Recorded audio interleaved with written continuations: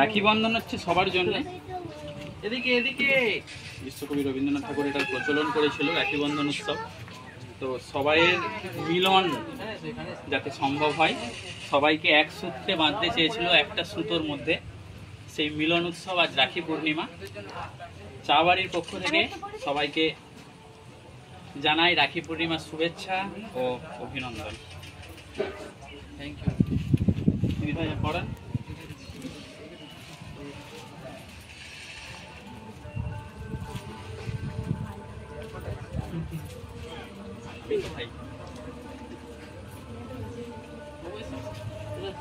এটা রাখো, এটাকে নিয়ে যাচ্ছ।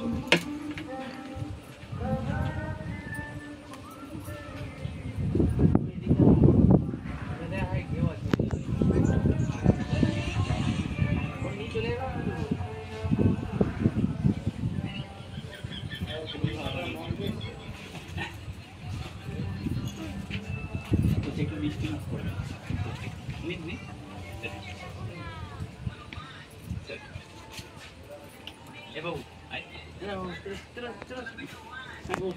আমি মানো হ্যাঁ